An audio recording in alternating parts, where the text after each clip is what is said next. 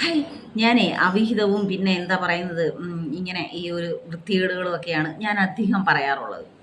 എനിക്കതൊക്കെയാണ് ഇഷ്ടം പറയാനുള്ളത്. ഞാൻ തിരഞ്ഞെടുത്ത ടോപ്പിക്ക് അതാണ്. നിങ്ങൾ വന്ന് എന്നോട് അത് പറയരുത്, ഇത് പറയരുത് നിങ്ങൾക്കെല്ലാം അതെല്ലാം പറയാം അല്ലേ? ഇന്ന് രാവിലെ തന്നെ 2 നവന്മാരാണ് ഇത്രയും നീട്ടമുള്ളത് എനിക്ക് അയച്ചു തന്നത്. ഞാൻ സ്ക്രീൻഷോട്ട് എടുത്ത് വെച്ചിട്ടുണ്ട്. ഭയങ്കരമായിട്ട് നീയൊക്കെ നെഗളിച്ചാ ആണുങ്ങൾക്ക് എല്ലാവർക്കും നാണക്കേടുണ്ടാവുന്ന രീതി ഞാൻ പബ്ലിസിറ്റി ചെയ്യും. അത് ഇപ്പോഴേ പറഞ്ഞേക്കാം. ഞാനെന്താ പറയാൻ വന്നു വെച്ച് കഴിഞ്ഞാൽ, എനിക്ക് ഇതൊക്കെ പറയുന്നതാണ് ഇഷ്ടം. എനിക്ക് രാഷ്ട്രീയം ഭയങ്കരമായിട്ട് പറയാൻ അറിയത്തില്ല. പിന്നെ നമ്മൾ കാണുന്ന കാര്യങ്ങളും കുറച്ചൊക്കെ അനുഭവിച്ച കാര്യങ്ങളൊക്കെ അല്ലേ നമ്മുടെ കുടുംബത്തെക്കുറിച്ചൊക്കെ അല്ലേ നമ്മൾ പറയാൻ പാടുള്ളൂ. അല്ല വേറെ എന്താണ് പറയാനുള്ളത്? പിന്നെ നിനക്ക് എത്ര ലവറുണ്ട് ഇങ്ങനെയൊക്കെ ചോദിക്കാനൊന്നും എന്നെക്കൊണ്ട് വയ്യ. ഞാൻ അതെല്ലാം ട്രൈ ചെയ്ത് നോക്കി. കുറച്ചൊക്കെ ഷോർട്ട് ചെയ്തൊക്കെ എന്തെങ്കിലുമൊക്കെ പ്രേമത്തിൻ്റെയും എന്തെങ്കിലുമൊക്കെ കാര്യങ്ങളൊക്കെ പറയാമെന്ന് വിചാരിച്ചു. എന്നെക്കൊണ്ട് അതൊന്നും പറ്റത്തില്ല. എനിക്ക് ഈ നടക്കുന്ന കാര്യങ്ങളും അനുഭവിക്കുന്ന കാര്യങ്ങളും ഒക്കെ പറയാനാണ്. നിങ്ങളൊക്കെ എന്തൊക്കെ പറഞ്ഞാലും ശരി. എന്നിട്ട് എനിക്ക് ഭയങ്കര നാണക്കേടാ. നിങ്ങൾക്കങ്ങ് നാണക്കേടാണോ? നാണക്കേടുണ്ട്. ഞാൻ പറയുന്നുണ്ടല്ല. നിങ്ങളുടെ സഹജീവികളാണല്ലോ നിങ്ങളെപ്പോലുള്ള മൃഗങ്ങളെന്ന് ഓർത്ത് ഞാൻ നാണം കെടുന്നു. അമ്മയും പെങ്ങളെ ഒന്നും മനസ്സിലാവാത്ത മൃഗങ്ങളായി പോയല്ലോ എന്ന് വിചാരിച്ച് നാണക്കേട്. നിങ്ങളൊക്കെ അങ്ങോട്ട് പറയും ചെയ്യും. ഞാനിത് പറയാൻ പാടില്ലല്ലേ? ഈ അടുത്ത കാലത്തായിട്ട് ഞാൻ ഒരു വൃത്തികെട്ട സ്ത്രീയുടെ റീല് കാണാനിടയായി. അതിനുശേഷം നോക്കിയാൽ അതേപോലുള്ള തുണി അഴിച്ചിട്ട് അവളുമാരങ്ങ് ആടുക നിന്ന്. കുട്ടികളുണ്ട്. കുട്ടികളൊക്കെ എങ്ങനെ ജീവിക്കുക? കുട്ടികളെ കൊന്നൂടെ ഇവളുമാർക്കങ്ങ്? കൊന്നിട്ടങ്ങ് വിൽക്കൂടെ? ഇങ്ങനെ കുട്ടികൾ നമ്മൾ സ്നേഹത്തോടെ അവിടെ ഹസ്ബൻഡിൻ്റെ മുഖത്തോട് പോലും നോക്കിയാൽ പോലും ഒരു നാണക്കേടാ. കുട്ടികളുടെ അടുത്ത് നിൽക്കുന്നല്ലോ എന്നുള്ള ഒരു ചിന്തയുണ്ടാവും. ഇത് കണ്ടവനെയെല്ലാം ഇരുന്ന് കണ്ടവനൊക്കെ എന്തൊക്കെയാണ് പറയുന്നത്? നിൻ്റെ അത് കടിക്കണം, നിൻ്റെ അത് കുടിക്കണം, നിൻ്റെ അത് ചെയ്യണം, ഇത് ചെയ്യണം.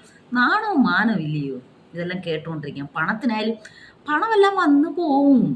ശരീരം വിറ്റങ്ങ് ഒരു കിമ്മിണിയോ കമ്മിണിയോ കുമ്മിണിയോ തുമ്പിയോ മങ്കിയോ അതെല്ലാം ഇങ്ങനെ അങ്ങ് അഴിച്ച് വിട്ടേക്കും. എന്താ തള്ളയും തന്നെ വിഷത്തെ കൊടുത്ത് കൊല്ലായിരുന്നു ഇവളുമാരെയൊക്കെ ഉള്ള മകള്.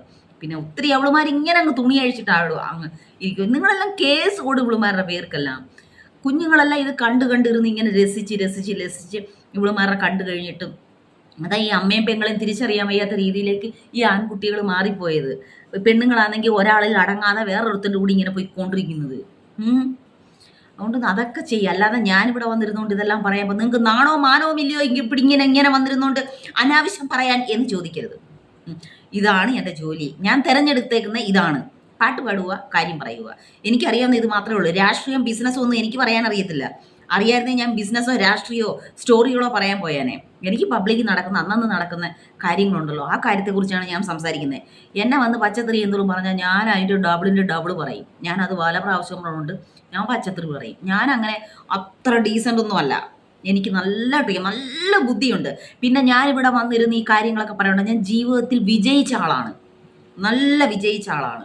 ഒരു തെറ്റും ചെയ്യാതെ ഒരു പ്രശ്നമില്ലാതെ നല്ല രീതി അധ്വാനിച്ച് ജീവിച്ച് മുന്നിട്ട് വന്ന ഒരാൾ, ജീവിതം സക്സസ് ആയ ആളാണ് ഞാൻ. അതുകൊണ്ടാണ് ഞാൻ ഇവിടെ നിന്ന് സംസാരിക്കുന്നത്. ആരെങ്കിലും ഒരാൾ വന്ന് ഇപ്പോൾ സോഷ്യൽ മീഡിയ അല്ലേ, ഒരാൾ വന്ന് എന്നോട് പറയാം ഇവളോ അങ്ങനെ ആയിരുന്നു അവളിങ്ങനെ ആയിരുന്നു പറയാൻ പറ്റില്ല. ഞാൻ അങ്ങനെ ഒന്നുമില്ല. ആർക്കും പറയാൻ പറ്റത്തില്ല. അതുകൊണ്ട് നിങ്ങളൊക്കെ വന്ന് നിങ്ങളുടെ കാര്യം നോക്കി നിങ്ങളങ്ങ് പോയാൽ മതി. അല്ലാതെ എന്നോട് വന്ന് ചൊറിഞ്ഞിട്ട് നീ എന്താ അങ്ങനെ, നീ എന്താ ഇങ്ങനെ, നീ സെക്സ് പറയുന്നത്, നീ വേണ്ട. ഞാൻ ഒരു ചെക്കനാന്നേ 2 ദിവസം കൊണ്ട് എന്നോട് പറയുക, ചേച്ചി കമ്പിക്കഥ മാത്രം പറയൂ, ഇവിടെ ഉള്ളവർക്ക് കമ്പിക്കഥ മാത്രമാണ് ഇഷ്ടം, ചേച്ചി അത് മാത്രമൊന്നും പറഞ്ഞോ, എത്ര കമ്പിക്കഥ വേണം ഞാൻ പറഞ്ഞു തരാൻ ചേച്ചി. പണ്ട് മുത്തുച്ചിപ്പിയും അതും ഇതും ഒക്കെ ഉണ്ടായിരുന്നു. അത് കണ്ടിട്ട് ഇവർ ആസ്വദിച്ച് കമ്പി അറിയാലോ, പൂത്തിരി പട്ടാസൊക്കെ അറിയാലോ ആയിരുന്നു. ഇപ്പം ഇൻസ്റ്റയിലെ പെണ്ണുങ്ങൾ തുണി അഴിച്ചൊക്കെ ഇട്ട് ഇങ്ങനെ ആടുന്നത് കണ്ടാണ് ഇവർ സായുജ്യം അടയുന്നത്. അതുകൊണ്ട് ചേച്ചിക്ക് പറ്റുമെങ്കിൽ ചേച്ചി ഡെയിലി ഓരോ കമ്പിക്കഥ അങ്ങ് പറഞ്ഞോ, ഞാൻ പറഞ്ഞു തരാം എന്നാണ് പല ആൾക്കാരും വന്ന് എന്നോട് പറയുന്നത്. എന്നോട് കമ്പി പറയൂ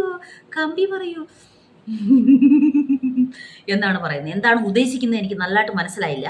ഇനി ഞാൻ നല്ലതായിട്ട് മനസ്സിലാക്കി ഞാൻ അതെല്ലാം ഒന്ന് ടെസ്റ്റ് ചെയ്ത് നോക്കിയിട്ട് അതിനെന്താണ് കമ്പിക്കഥ അല്ലെങ്കിൽ എന്തായിരിക്കും. എനിക്ക് തോന്നുന്നു പണ്ട് മുത്തുച്ചിപ്പിയുണ്ട്. മുത്തുച്ചിപ്പിയല്ലായിരുന്നു പേര്. മുത്തുച്ചിപ്പിയൊക്കെ ഞാൻ വായിച്ചിട്ടുണ്ട്. ഈ മുത്തുച്ചിപ്പിയിലുള്ള മുത്തുച്ചിപ്പി, നാന, വനിത, മനോരാജ്യം, കേരള ശബ്ദം. കാരണം എൻ്റെ അച്ഛൻ ഒരു ഭ്രാന്തനായിരുന്നു, ഭയങ്കര വായനക്കാരനായിരുന്നു. അത് കാരണം വീട്ടിലാണെങ്കിൽ 2, 3 പത്രങ്ങൾ ഈ ബുക്കുകളെല്ലാം വരുമായിരുന്നു. ബാലമംഗളം, മനോരമ ഇതെല്ലാം ഞങ്ങളുടെ വീട്ടിൽ ഭക്ഷണം ഇല്ലെങ്കിലും ബുക്കുണ്ടാവണം, അതായിരുന്നു ഇത്. അപ്പം എന്ത് പറയാമെന്ന് ഇവിടെ വന്നെത്തി, ഇതാണ്